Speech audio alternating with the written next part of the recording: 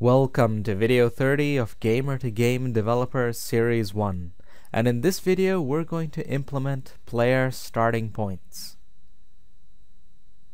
So what we'll do is to set up two pillars, one at each of the player spawn points to clearly mark out what the spawn area is, and more importantly we're going to set up a level boundary.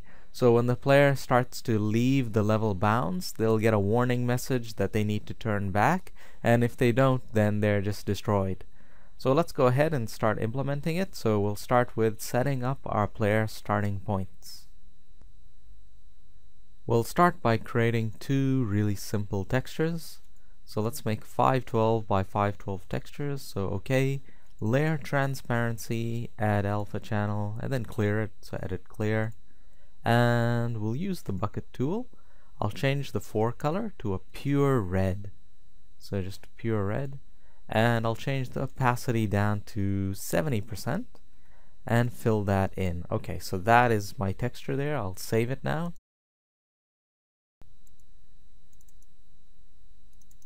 I'll call it red.png.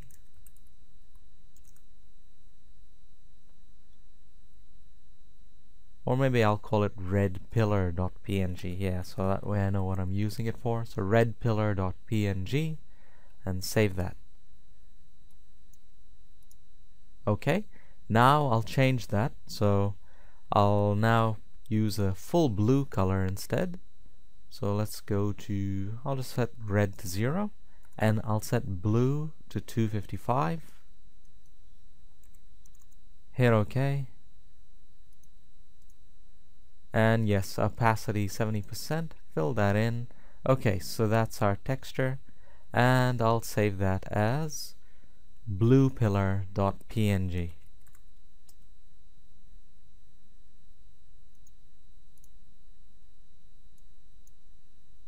Okay, and that's it. So let's jump into Unity now.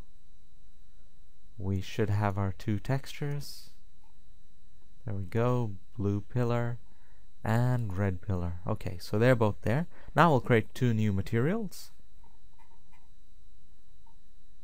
So let's go over to our materials folder, create a new material. I'll call this one red pillar, and I'll make it a I'll change its shader to additive multiply, so it's a particles additive multiply.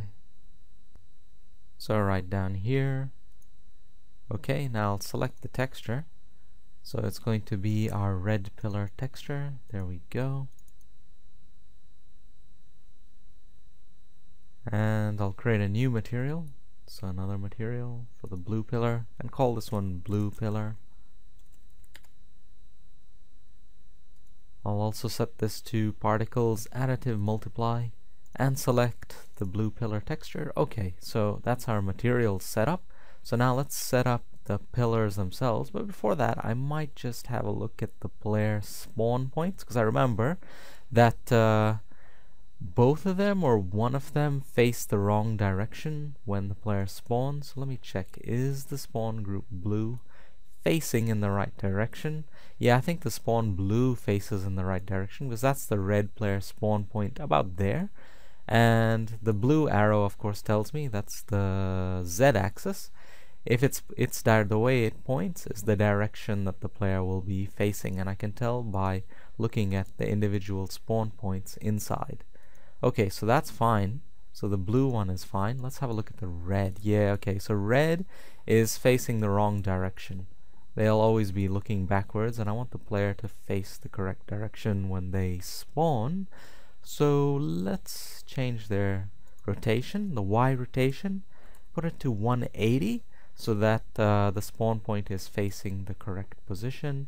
And I'll just check the ones inside, the spawn reds. Yes, they're all good. Alright, so our spawn points will be facing the correct direction now. Now we need to set up the pillars, and all I'm using the pillars for really is to just mark the, I'm giving the map some sort of a landmark so the players know where they should be looking roughly. Okay, so I'll put the blue pillar first, so I'll go to their spawn location, and I'm going to create a cube. So create other and a cube. Alright, now this cube will change its settings, so let's change its material first of all to the blue pillar. Okay, that's there. And let's change its scale. So I'm going to change the scale X to 3.01. Now the 0.01 is very important. Well, I'll explain it. Let me just change the size fully. So 40.01. Alright. And I'll change Z to 3.01 as well. Okay, so we have our pillar there now. Now the reason why I did 0.01 is the player can place blocks on the pillar itself, and I add that 0.01 just so that the block will get placed on. So if you put it at an exact number like 40 and 3 and 3, then the player might not be able to actually put a block in the pillar, because based on the way the calculation works inside, you know, the server, the player requests to place block scripts, based on that, it just requires a little surface there for the raycast to touch, and the calculation will then work. Anyway, so I will then have to reposition it, of course. So let me think, what's a good position here? Well, before I do that, I will give it a tag. It should have a tag. So I will give it the tag, let's see, floor. And the foundation layer, well, the layer should be foundation layer. Okay, so that will allow us to put blocks on it in the first place. Okay, so let's change the position. So let me look at what the blue spawn position was. I'll put it behind the spawn point. So the spawn area is there. So maybe let me just make it a whole number so it's easier. So I'll change X to 8, and I'll change Z to -60. Okay, and I'll put this behind. So maybe I'll change the X to 8 again. I'll put yeah, I guess Y. I can raise Y up. The pillar is really deep in the ground. Okay, so yeah, okay, that looks better. And let me just check again what the Z was. It was -60. So I should maybe make it -65, so it sits behind the player, and I should give this a name too, of course. I'll call it blue pillar. Okay, and now the positioning is not going to be, this is probably not the position I'll leave it at. I'll just change this to 35, because, well, when I run the game, you'll see that the block positioning might not be even on the surface. So we're going to actually build and run and position this pillar in game while we're running. So let me just change something. I'll change the snap settings. So here under edit, go to snap settings, and I'm going to change the way how much the pillar will move when I try and move it. So if you hold on, by the way, if you hold on Control and then you try and translate something, so I'll just show you that. So if you hold on Control and then try and translate it, it'll move according to the snap setting. So at the moment it's a 1, so every time I hold my Control down and I move the translate, it'll be moving by 1. It won't be moving by all those decimals, and you can see that there as well. Alright, so I think it was -65. Let me just check that. Yes, it was. Alright, so I'll change this. I'll change the snap settings to 0.1 so I can move it really precisely.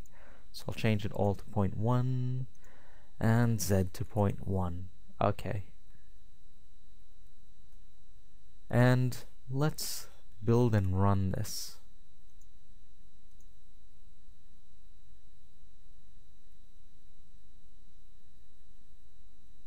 I'll set my server up here, and I'll launch a game here so that I can position that blue pillar accurately, and you're going to see what I'm talking about. So there's our blue pillar. Now we need blocks to appear on the surface of the pillar. So I can see straight away that the position of the pillar isn't right, because when I want to place a block, it's going to be inside the pillar. So that means I obviously need to move it. So let me try. Yep, and I can see it's wrong on all the axes. So let me move it. So let me move it to a little bit forward. I'll use hold control down and just move it 0.3. Let me see what happens here now. Let me come over to the other side. Getting there. Let me place a block. No, it's not quite right yet. So let me see if I move it back just a 0.1. Would that do anything? Alright. That's looking a bit better. Because now I can place it on the face of it. So the next thing is I need to get the positioning in the x-axis correct. So let's do that. So let me just pull it in.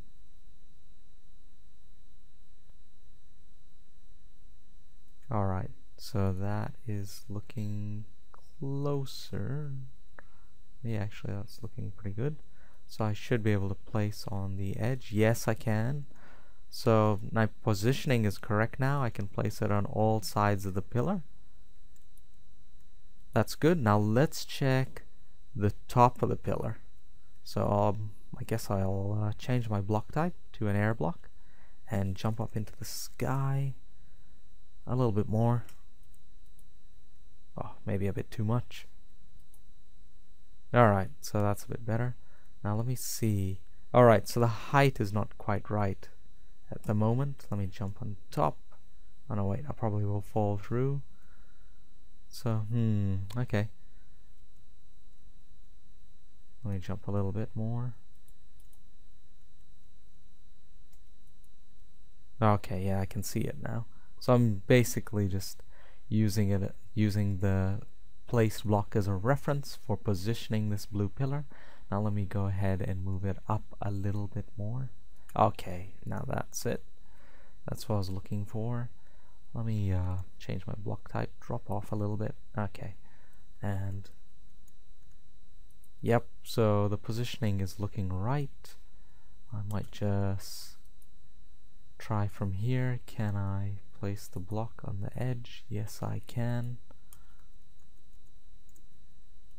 Alright, so looking alright. So that's my blue pillar setup. Okay, so as you know, when you change the settings, well, you change the position of an object here in the editor while it's running, then of course it doesn't get saved. But what we can do is just copy it. So Control C, copy the blue pillar game object.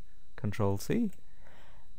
Now, and you can also note what the position is, and stop playing, delete the blue pillar, and paste it back in. So what we copied while the game was running is at the position that we want. So that was it. It was quite simple. I know that the settings aren't saved while we're running. All I did was I edit them while we're running, copy the game object while we were running the game, and then stopped playing the game, deleted the original pillar, and pasted in the one from running in the game. So now we have our blue pillar set up. Let's copy it, and so let's duplicate, Control D, and I'll call this one red pillar. Okay, and let's give it the red pillar material. Alright, and let's move it to where the red spawn group is. So where is that?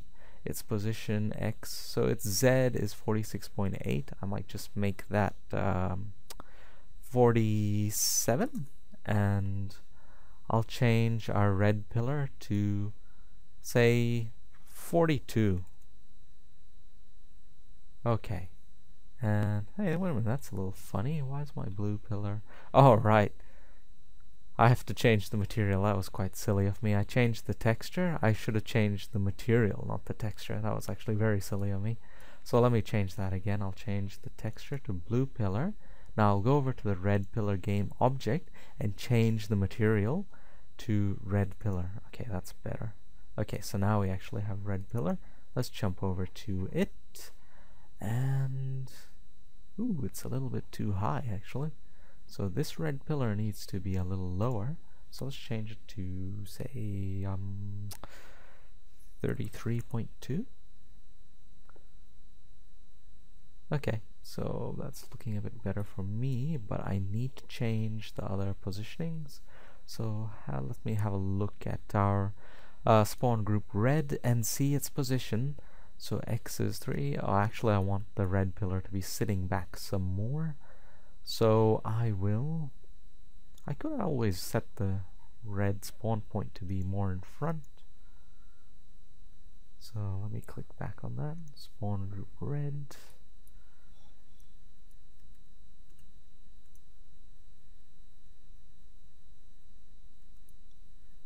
Alright, so I'll change this X to 3.4. So you can see I'm trying to mimic what was already there. I'll check the blue pillar position again. It was 0.8, so I will set it to, I'll set it to like 36.8 perhaps. Let me just check the player positioning again. So the red spawn point is there. I should probably move them a bit forward. Yeah, I'll move them a bit more forward.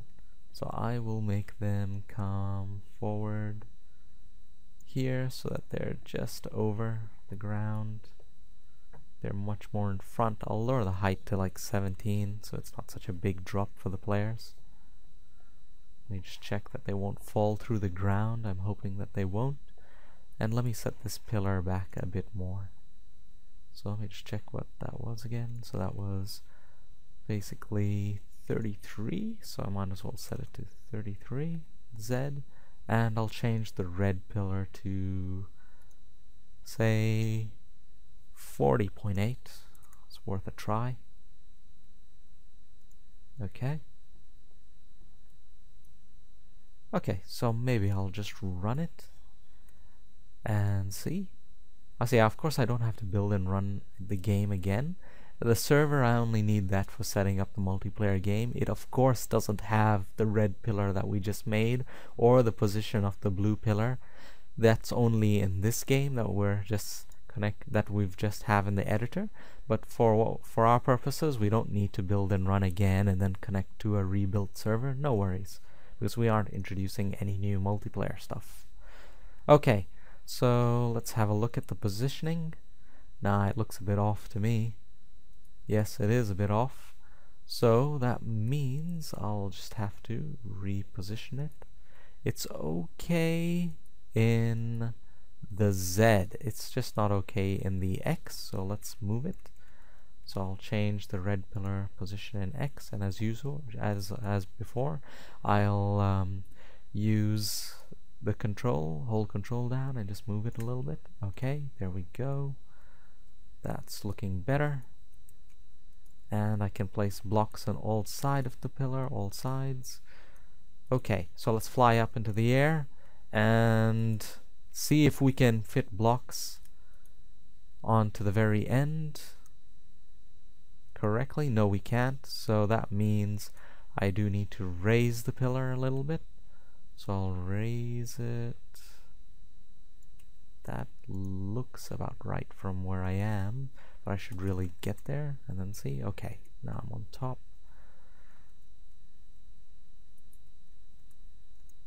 Alright, so let me see.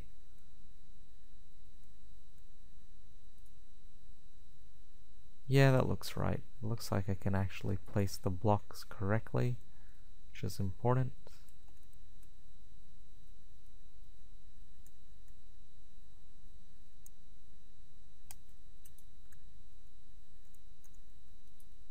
Okay, so yeah, it is a bit tricky actually. It's like I'm playing a game. Trying to place, we'll just check what the position of the red pillar is. Alright, but yeah, I'm positioning correctly now. So that means that... Uh-oh. I'm doomed. No, okay. So my fall damage isn't enough anyway to destroy me with like 1 or 30 health anyhow. But okay, it's positioning correctly. So I'll save that red pillar. So I'll copy it, Control C. I'll stop playing. I'll delete the original red pillar and paste in the changed one. Okay, and I'll just quickly double check that it is correct, that I have done everything correctly. So I'll just join back red team and just check that the blocks position correctly on it. Yes, they do. So that's good. Okay, so we have our player starting point set up. Let me just quickly check that when I join as a blue player, my spawn point is sensible. Yes, it is. I didn't fall through the ground or anything. So let me try that with a red player. Yep, it looks about right to me. We fell down correctly. We were facing the blue spawn, so that's good. Okay, so we're done with this step. And I'll just shut that server down. Okay, let's move on. We're on to our second step, which is to edit the health and damage script in preparation for the boundary script. Let's open up the health and damage script.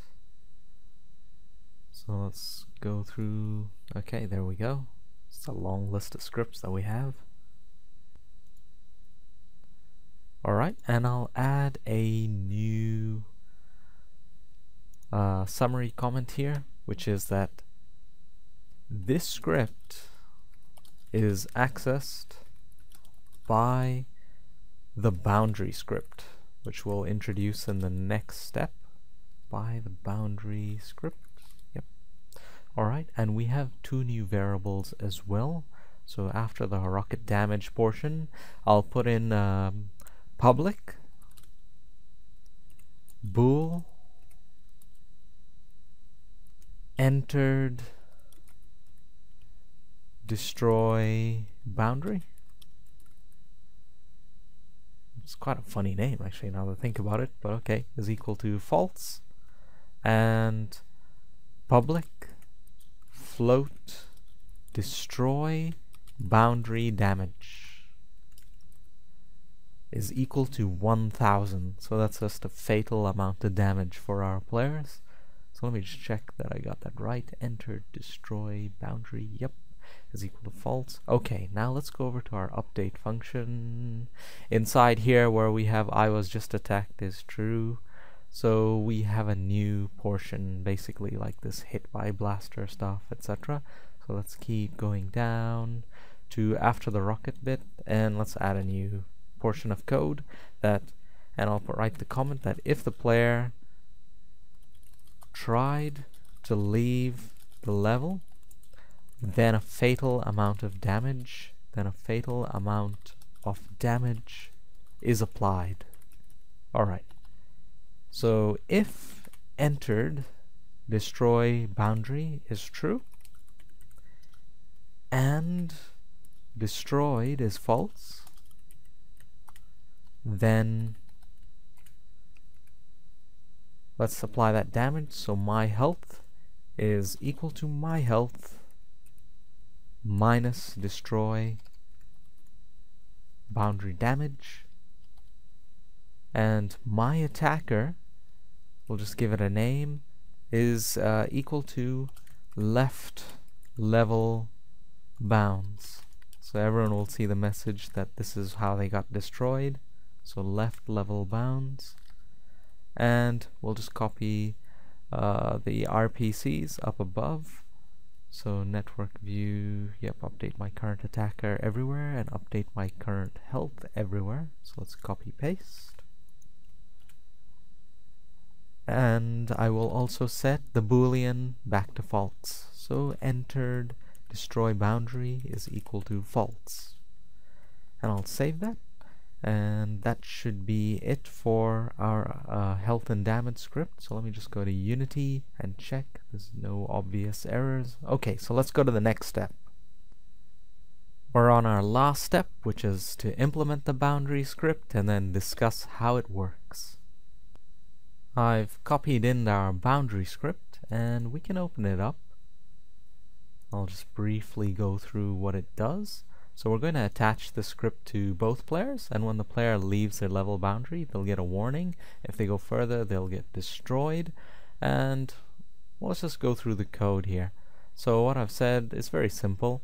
I have our variables. We have a GUI style, which is our warning style. So there's going to be a box basically put over the screen, and the player will see a message inside it. And we have here a vector3, which I've called level center, and I've just put it all to 0. So I'm saying the center of the map is 0. And here what I'm saying is, based on these distances, that's when the player will get a warning message. So when the player is 170 meters away from the center of the map, they're going to get a warning message. When they're 200 meters away, they'll get destroyed. So in our start function, we just simply set up that warning style, that GUI style there. And then in our onGUI function, we're constantly checking the distance of the player, so their transform.position, against the level center, so how far they are away from the level center. Now if their distance is greater than the warning range, so greater than 170 meters, we then draw a box, and we have it empty like this. You see it's an empty quotation mark. That's so that we have a gray box that's drawn on the screen. Then we draw another box with this text in it, and it fills the whole screen.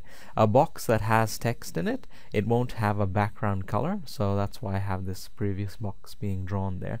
So we're gonna have a gray, the screen will basically go gray, and in the middle there'll be this big white text. You can see the font size is 24, saying that turn back, you are leaving the level boundary.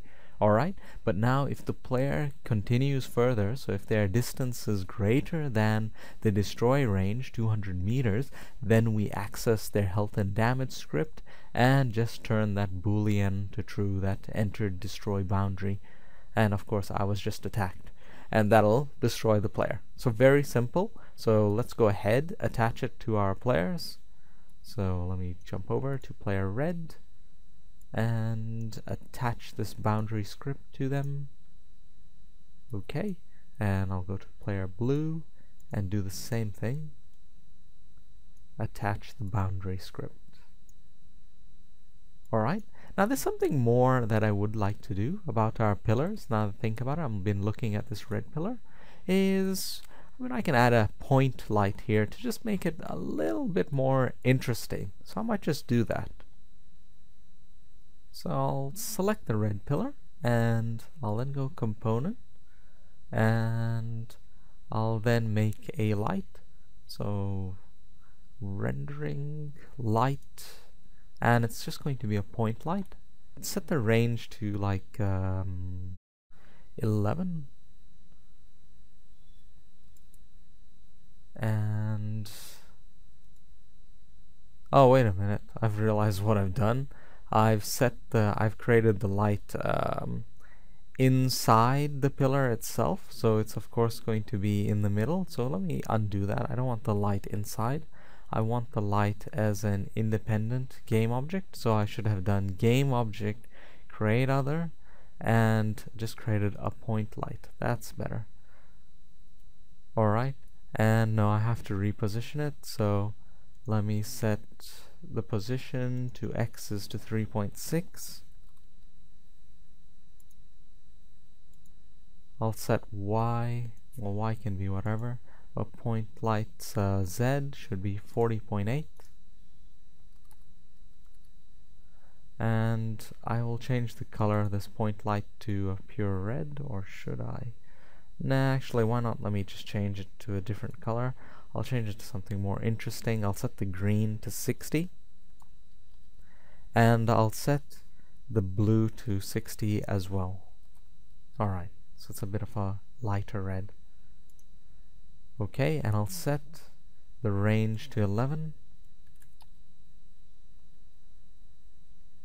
and I'll just move it down so that it's closer to the base of the pillar.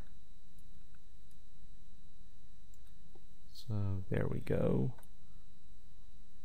Let me have a look at it.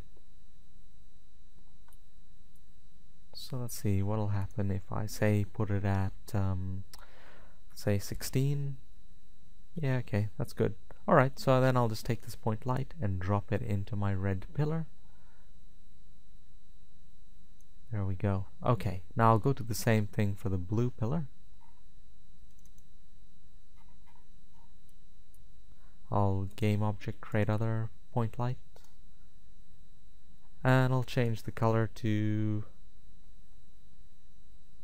a red 60, a green 190, and leave the blue 255. Okay, I'll change the range to 11 as well, and I'll give it the same position as the blue pillar, which is x 8.4 and minus 64.8.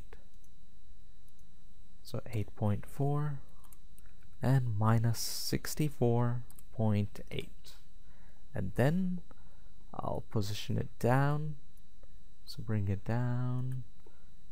And I'll set it to about 19. Is that about? Yeah, 19 is good.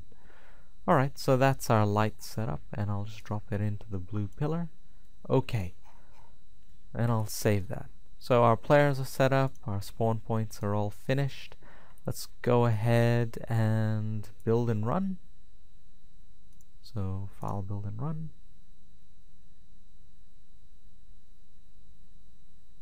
I'll set up a server here, and I'll go ahead and connect as a player. Alright, so connect to server. Let me connect as a red team player. Okay, so if I move towards the center of the map, that's no problem. Let me move away. So just keep running away. Let me increase the size of this so I can see better. Okay, keep going. Keep going. And see when that message is going to kick in.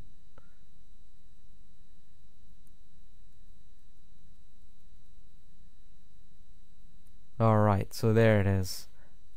So I'll just turn off the stats window here, and you can see there it's saying turn back, you are leaving the level boundary.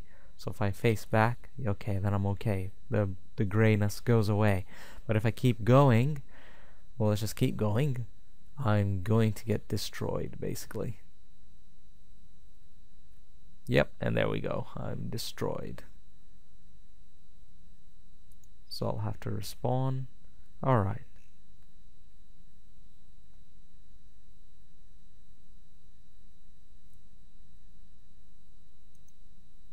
So it's likewise, they'll do the same thing when I'm up in the sky as well. If I did actually go all the way up into the sky to a lethal height, I'd also get destroyed there. So that's basically it. If we can see that it is working, I might as well try it with the blue player as well. So this time I'll just quickly move. I'll just use my teleport till we actually reach that range. Just keep going. It's quite a long way actually, 170 meters. Okay, now I'm leaving the level boundary, and eventually I'm going to get destroyed. Yep, and there I go. Alright, so that's pretty much that. So I'll stop the running of the game. And well, I've just noticed I'm having some errors down here actually. So it's telling me I've got a null reference exception. So what it's saying is it can't find something. I'm trying to access something, but it's not there. So let me go to it. It's in the health and damage script. It's talking about the player score. So attacker.getComponent player score. Alright, so what's happening is that I haven't put in here because it'll try and assign a score to the attacking player, and of course in this case my attacker is equal to left level bounds. Now who is that? So the script can't find anyone with that name, and it's throwing up an error that who is this left level bounds. I can't give them a score. They don't have this script, this score script attached to them. So we have a problem here. All I need to do is to just say if my attacker not equal to an empty string and my attacker is not equal to left level bounds. So the safest thing would have been to just give it an empty string, but let me just do this anyway. So I'll say left level bounds. Okay, So now this portion of the code shouldn't run if my attacker is that as well. So let me save that. Jump back to Unity. Oh, not the server. Let me just close the server. Jump back to Unity. Clear these errors, and I'll build and run again, and I'll just check that. I'll set up a server again, and then I'll go ahead and connect as any one of the players. It shouldn't matter. So I'll just try the blue player, and I'll go off into the distance again until we're out of the level boundaries and see what happens. Do we get an error? Okay, so turn back, you're leaving level boundaries. Let's keep going. Alright, destroyed and no message, which is excellent. Okay, and of course there's been no mistakes with trying to assign scores or anything, which is good. And of course I can show that it works with the red team player as well. So just fly off into the distance. I'll be using my teleport to try and move as fast as possible. It was a rather interesting landscape. Well, to me anyway. Okay, yep, and so no problems whatsoever. Okay, so that's it for this video. We implemented a simple player boundary system where the player's distance is being checked against the center of the map, and we can change that location to wherever. And we just set up our player starting point so that it was really obvious now where the players' starting locations are. It's just easier for this prototype game for the players to find each other, since there's no landmark in our terrain whatsoever except these pillars.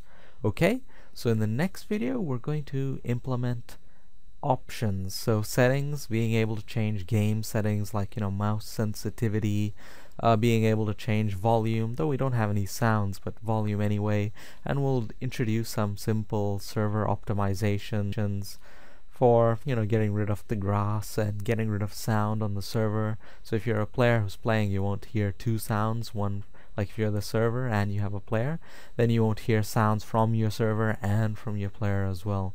Okay, so I'll see you in the next video.